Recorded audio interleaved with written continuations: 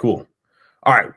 So this is the deal. So Chris and I are getting together, and what our goal here is we're going to talk about basically a problem that we had during the week with work and how we use simple solutions and the foundations of leadership and all of our experiences to solve these things. And the goal is to find basic solutions to complex problems. So I'm just going to start things off and introduce myself. So I'm Jeff, owner of Next Level Solutions. I'm a program manager for Juniper Networks and software business operations. And I was also a former Green Beret for 7 years. So Chris. Hey there, Chris Carr. Right now I'm an account executive or salesperson, as they like to call them, for High Tide Consulting.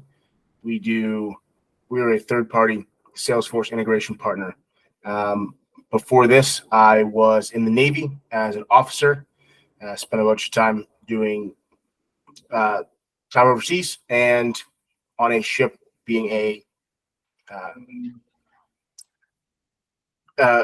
just a regular officer on a ship there.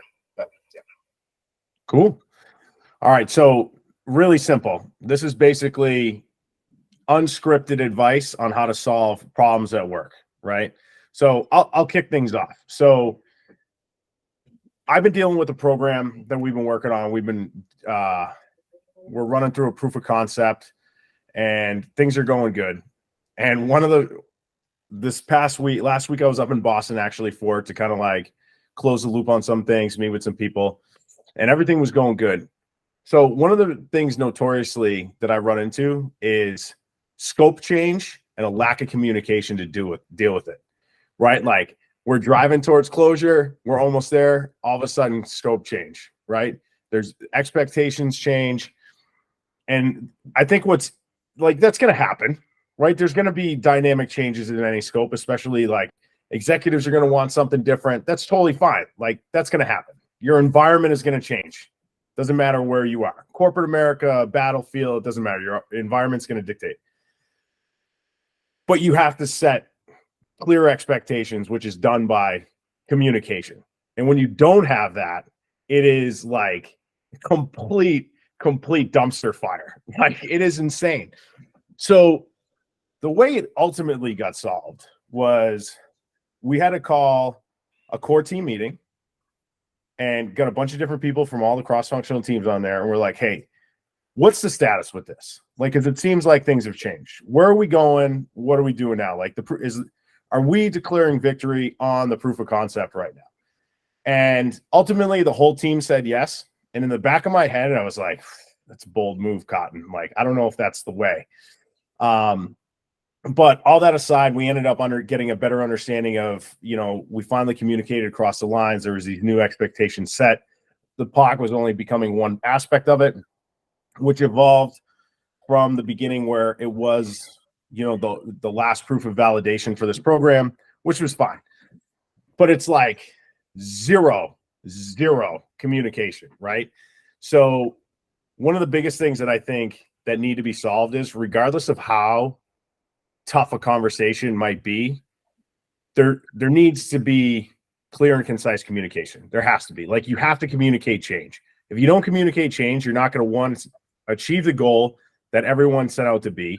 You're not going to achieve the standard at which your manager wants, the executives want, the program needs, right? So it's just an absolute mess. And I think one of the things that you can do is, right, regardless of how tough the conversation might be, or how like, I can't believe we have to do this again type of conversation, you have to have that tough conversation. And I think it's a very much a lost art in some cases where people avoid it because they don't want to look bad on themselves, feel like we're taking a step back in the program, when I think in the right frame of mind, if people understand the great big picture, like the why and like why this changed, like, hey, the POC is only a small piece of that. Oh, okay, that makes sense now.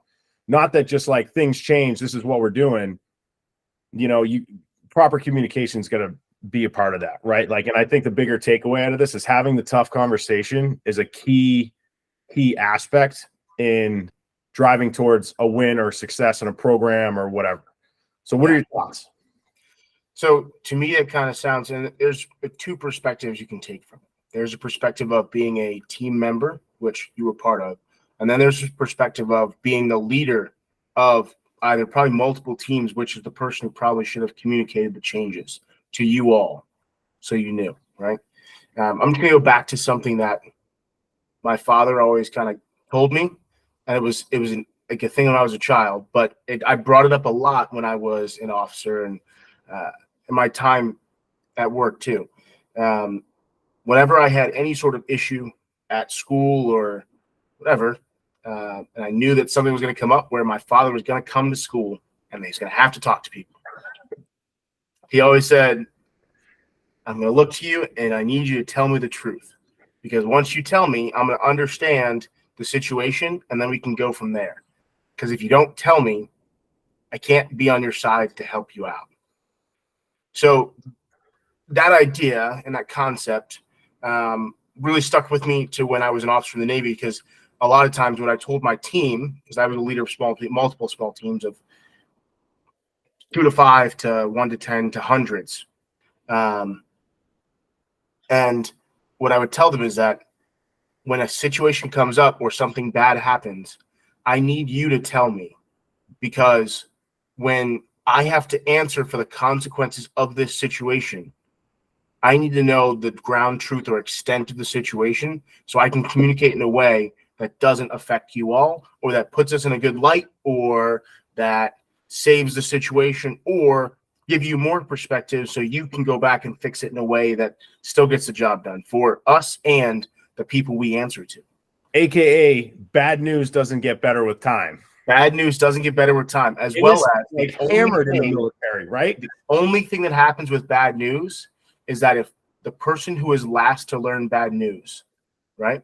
The person who's last to learn bad news, there is the reality of the at the first level, there's the reality of the situation.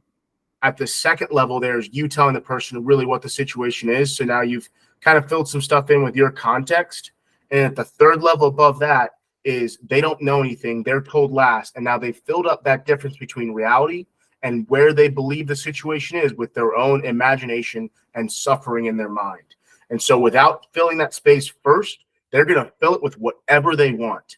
And so if you do not give them the understanding and reality in your context prior to that, they're going to fill it with things that may not be right, may not be good. And then at the end, they're going to feel like on a team, they're going to go, wow, I feel as if we did everything we're supposed to. And now the situation's changed. The rug got pulled out of under our feet. And we said we're done and we're not. When in actuality, 3-4 weeks ago, when it did change, saying, hey, now that you guys have shown us such a great product, we know there's another way or another problem we can solve with this. We really want to add this in. Is that okay? Someone goes, awesome, and doesn't tell the rest of the team. But that's okay, because you all are doing a great job. So if a couple weeks ago you've been communicated, you're doing a great job, this is great, and the customer found out you're so great, they want to add this other stuff in, like, we're going to keep working on that. That's our new scope. Today you would have been said, cool, great. But that's different now. Yeah. And it was very, so it was an internal driven thing. And I think that's exactly what happened. So in my position as the program manager for this, like driving a cross-functional team, we're driving to a goal. And I give this short, quick demo of like a progress update, right? A status update. Like, hey, this is what we're working on. Here you go. And I flash it to one of the VPs. He's like, this is awesome. Right. And I think what would happen is like, boom, we're going to take this to the next level. But like, we didn't know how hard and fast that was going to be. And then we just kept driving to the end goal with the end timeline of like this date, this expectation. When I think even to this day, after we declared proof of concept victory, there's like, we pass it on to another entity within the organization to fulfill the next phase. And I still don't officially know like what the expectations are. Cause even if those are still a delta, I could even like maybe add in a couple things to help streamline their work while I'm doing my face, you know? So I think I'm going to look at the other side of the coin on this. Do you think trust was a factor, or how much do you think trust is a factor in like your situation with like your guys? Like, will you tell your guys like, hey, you need to tell me everything so I can, again, save the story, save the situation. How much do you think trust goes into that? I think that it is a two-way street. they will feel comfortable telling me everything if they know that I set them up for success at the beginning, right? If they have an innate understanding that I always will set them up for success. And that takes time to build that cohesive team aspect, right? Between the two of them, that level of communication. So what that means for everyone listening, what that really means is that you can't expect someone or a group of people to just off the cuff say, awesome, I'll do what you say to this degree without ever asking a question about it or being like, why? You can't ever expect it. So as a leader or as a person, what you have to do is then the first couple times, you always go above and beyond or over the level and over explain and over understand. So they know, okay, they're always going to think this way. When they come up to me, they've given me all the information I know because the result has always been success. And when they have something, they're going to tell me when they have the time to explain it. Because if they don't have the time to explain it, it means that the timeline must be so critical that I just need to do my job as effectively as they know how. And then they're going to get us all to the finish line because I trust them. Mm-hmm. So when you don't do that, you leave that delta or that ambiguity, and your team goes, well, I don't know why we need to get this done. I don't have any sense of urgency because they don't know the reason that your boss is pushing you forward at this whatever timeline because they promised the customer whatever else. They don't know that because you haven't shared it, right? They don't know that the expectations have changed because the last time you talked to them was this thing. And so they're going to keep working at that level. Yeah. Right? Yeah. So, it was a challenging situation to deal with in general because the proof of concept got passed to me and like the organization I work with from a different organization. But a lot of what was, so if we're sitting here, a lot of it was coming from over here, like it got passed in, but now these new expectations come in and we're like, well, what do you mean? Well, what do you mean? Well, what do you mean? And like, we're not getting information until the last second. And it was, I don't know. We basically had to have like a come to Jesus moment and be like, look, this is what we've worked to at this point in time. And we literally went back and pulled up like the testing and success criteria and went through that. And we're like, so what you're saying is at this point in time, we've successfully completed what we wanted to do in this phase. And across the board was yes. I think it would just be easier to understand, like, even if the expectations change in that success criteria, just communicate, be like, hey, look, we're taking this to another level. You now only need to worry about this, even though it was broader when we first passed the success criteria to you. That would have been totally fine.